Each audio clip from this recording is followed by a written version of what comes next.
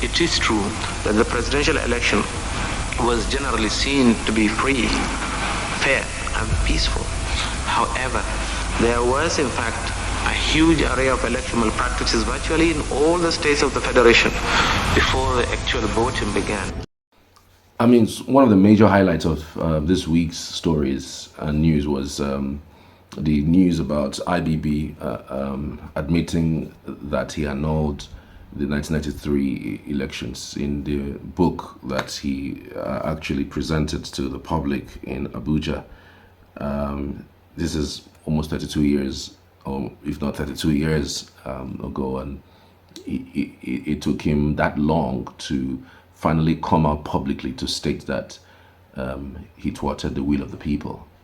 You know, I really don't know. I mean, I wish just put it down with a background. I mean, we just tell a little bit of the story, then we can talk about other things.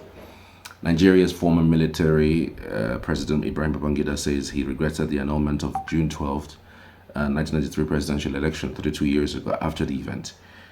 Mr. Babangida also blamed Sani Abacha and other military officers for annulling the election. Mr. Babangida states this in his autobiography, A Journey in Service, which was presented to the public on Thursday. The book chronicles Mr. Babangida's experiences, decisions, and challenges in national service. In the 420-page memoir, the former military ruler acknowledged that the 1993 election was credible, free, and fair, and was won by candidates of the Social Democratic Party, MKO Abiola. The retired Army General took responsibility for cancelling the exercise in which Mr. Abiola defeated the late Bashir Tofa of the National Republican Convention, NRC, Mr. Babangida, who officially announced the annulment of the election in the national broadcast on the 24th of June 1993, said he is now convinced that Mr. Abiola won the election. He's now convinced. So it took him 32 years to be convinced that Abiola won that election, even after all of the whole back and forth. However, in other parts of the memoir, Mr. Babangida said military officers led by Sani Abacha, his chief of staff, or chief of defense staff, who later became military head of state, annulled the June 12 elections without his permission. Nevertheless, the retired Army General, took responsibility for cancelling the exercise. I needed to watch this particular video, all right? It's video of him announcing the annulment of the 1993 elections, because I wonder why is he blaming Abacha? Why? 2 months after the June 12 annulments, Mr. Babangida steps down as military president in August 1993 and installed the interim government led by Ernest Shonikon. Mr. Abacha toppled the government in November 1993. I think he should also take responsibility for some other things, because it's not just about this. Because after that annulment, there were a lot of things that happened that led to the almost decimation of that family. I'm talking about the MKO family. I mean, look at what happened to him. Look at how he died. Look at his family. Just look at everything that happened. You know, it pains me to hear these kinds of stories. Now, I need just you to watch this video where he was announced, and then we'll be back afterwards. It is true that the presidential election was generally seen to be free, fair, and peaceful. However, there was in fact a huge array of election malpractices virtually in all the states of the Federation before the actual voting began. It is incredible. In view of all this, I find the conclusion unfortunate but inescapable that the federal military government is guilty of bad faith, pure and simple. No one has accused me of any offense against any non-electoral law or regulation. The people of this country went to polls on Saturday, June 12, 1993, and without let or hindrance chose me as their president. Didn't they? Yes.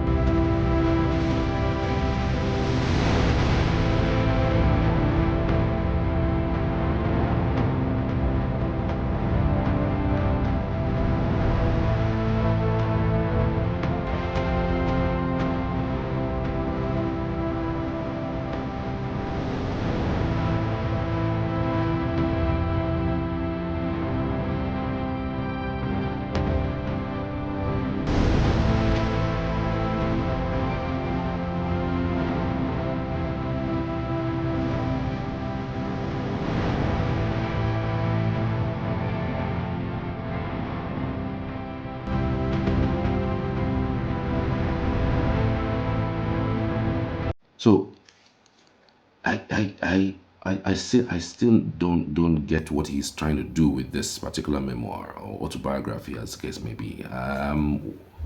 Telling us what we know already. What does it do? Does it bring back memories? Does it heal the wounds? I mean, I don't know if he knows the extent of the damage that he did to Nigerians. I mean, it was not just even about the family or the life of MKO Abiola at the time. We're talking about millions of Nigerians whose will were thwarted,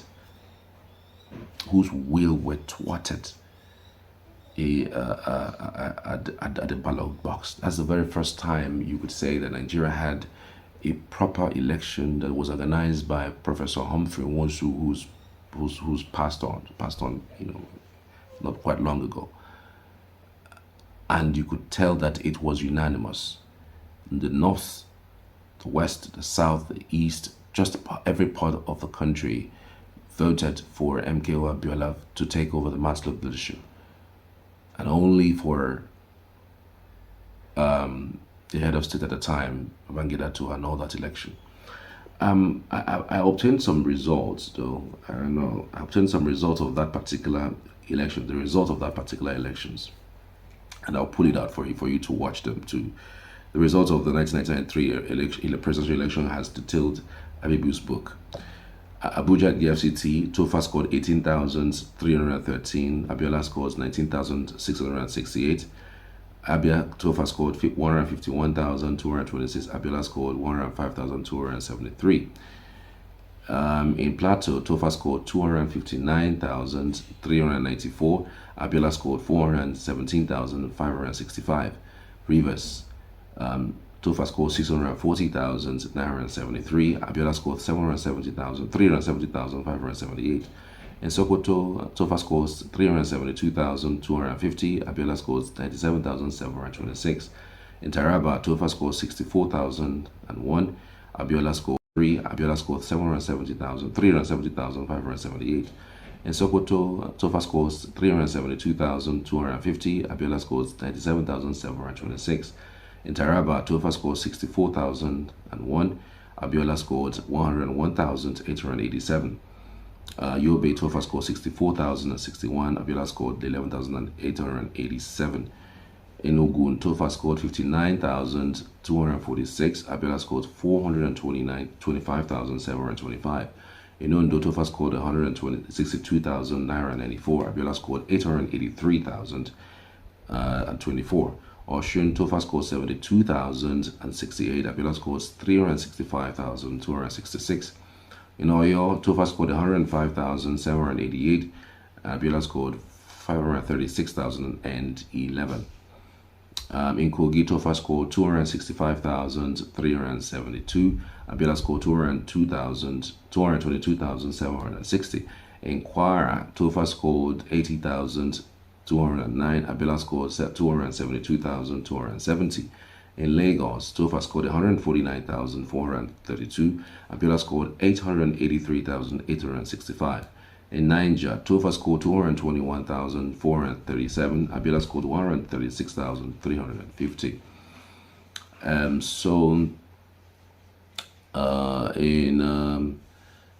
In Edo, Tofa scored 103,572, Abiola scored 205,407.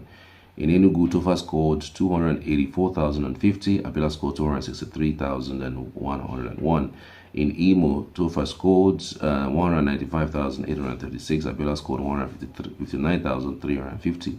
In Jigawa, Tofa scored 89,836, Abiola scored 138,552. So let me just stop there. It was a very good election. I mean, very fantastic election. You could say that Tofa won in some states, Abiola won in some states, but overall, Abiola beat him hands down. There was no, trying to say, okay, is it true that he took this side, he didn't take the side, there's a way was there a manipulation, because again, the military government at that time actually supported Tofa. You can imagine a military government at the time supporting a candidate that went on to lose an election. They tried to intimidate Humphrey Nwosu, but Humphrey refused. There was no way in the world that Humphrey would have even accepted whatever promises that they gave him. They told him to change the result, and he refused because it was pump and play. What happened in the field was what was played. I don't know whether we have those kinds of people in the person of Humphrey Nwosu today in our electoral process. I really don't know. I think the only person you can start to think around that lines is that woman in Abia State in the last election that's was inundated with so many calls about changing the results allegedly, but of course she turned it down and then I pronounced Alex Otti the winner of that election. But having said that, I really don't know what IBB was thinking along the lines of releasing this because again it just reminds us of how devastating it was as a military ruler at the time. Young, vibrant. If you look at him, if you know that he was young at the time, very young man. Taking decisions. And during that time, in fact, if you look at the ages of the military people at the time, IBB, Tofa, those people at that time, you see that their ages between 28 and maybe 42. Young people, very young people then. There's nothing like what we're seeing today. We had Obasanjo, who was way above 70. We had Goodluck Jonathan, who was way into his 50s. We had Yaradua, who's also way into his 50s. We had Baba Buhari, who was, of course, way above a kid. Now we have another one who's way above 70. So put this in together. Why did he come out to state these things that he's saying? What import would it be? I know that when you are aging, maybe when you are getting close to your grave, you tend to try to correct some wrongs and try to tell the truth about certain things. Because again, there's no truth to be told. I'm just thinking to myself, the damage that has been done to this nation. When somebody of this character comes out to say these kinds of things at their old age, in your mind you will say, what you did was really wrong, what you did was really bad. You should be jailed, basically. By our standard, by the calculations, by every world standard, every sensible standard, this guy should be rotting in jail. That's the truth. But that's not to be. The man is still out and about, enjoying life, and even have the guts to come and tell us he did it. He did it. Imagine what Nigeria would have been in terms of democracy 32 years down the line. Imagine we were in that state, handed over to a democratically elected government, Abiola at the time, MKO, and continued that democratic process all the way till now. It would have been better, because again, that also filled the divisions that we're seeing today. Well, but like it to live it, he was Babangida, a northerner, thwarting a southerner's opportunity. That's what it will. That is the reason, one of the reasons why ethnicity still prevails over common sense. That is why somebody would rather have a goat from the south than to have a human being from the north rule. It's just like what it is. As long as that goat from the south is my brother, and don't want to hear anything, anybody from there, let that goat be the person to rule. Same and vice versa. People would rather support somebody because they are of religious inclination with you, because they are of your ethnicity, because they speak your language, because it's not like when he goes in there he would benefit you directly or you get something directly from them. But just because they speak your language, and maybe because they are from your end, from your side, you tend to blindly support them. So if there's someone who is a lot better coming on from the other end, because they're not from your side, no, just this person that is the goat, let the person go. You don't mind, as long as he's the goat.